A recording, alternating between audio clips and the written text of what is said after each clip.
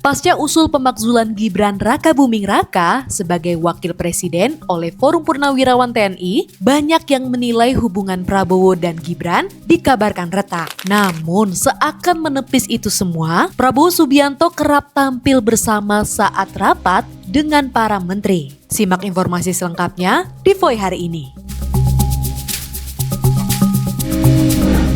Isu tentang pemakzulan Gibran Rakabuming Raka sebagai wakil presiden sudah meredup usai pertemuan Presiden Prabowo Subianto dan Tri Sutrisno, wakil presiden ke-6 yang ikut menandatangani usul pemakzulan Gibran. Bahkan, isu keretakan hubungan antara Presiden Prabowo Subianto dan Gibran Rakabuming Raka sebagai wakil presiden pun seakan tenggelam seiring dengan sering tampilnya Gibran bersama Prabowo untuk rapat bersama para menteri. Kabar beredar, keretakan hubungan antara Presiden Prabowo Subianto dan Gibran Rakabuming Raka dimulai saat Istana Wakil Presiden membuat program Lapor Mas Wapres pada 11 November 2024. Pihak Istana telah membantah hal tersebut dan bahkan hingga saat ini program Lapor Mas Wapres masih berjalan di situs resmi Wakil Presiden. Pasca isu pemakzulan Gibran sebagai Wapres, Presiden Prabowo sepertinya ikut turun tangan agar isu keretakan hubungan antara dirinya dengan Gibran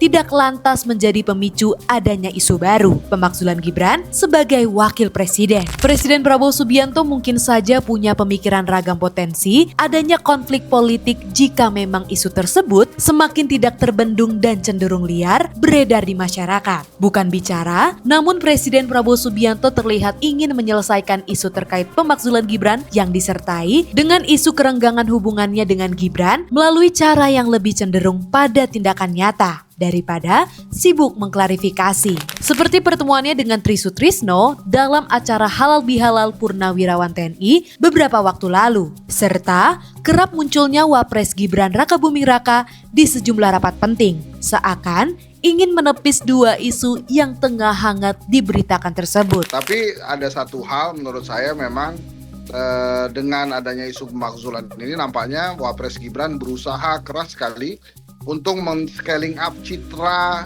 kemampuannya dia, bahwa dia juga punya kemampuan sebagai pejabat negara. Makanya terakhir dia bicara tentang ketahanan pangan, sebelumnya hilirisasi, sebelumnya lagi tentang timnas Indonesia, sebelumnya tentang demografi. Tapi ya itu tadi, jadi ada usaha sebenarnya dari Wapres Gibran untuk memperbaiki citranya itu. Nah ini sekarang tinggal masyarakat nanti menilai. Nah, apakah kemudian nanti 2029 Pak Prabowo tetap akan bersama Gibran atau tidak, yaitu urusan nanti. Kalau menurut saya, apa yang dilakukan Pak Prabowo hari ini sudah tepat. Ya dia tidak perlu berkomentar apa-apa tentang Fufu Fafa itu gitu, karena buat apa lagi dia berkomentar, itu kan wakilnya dia ya.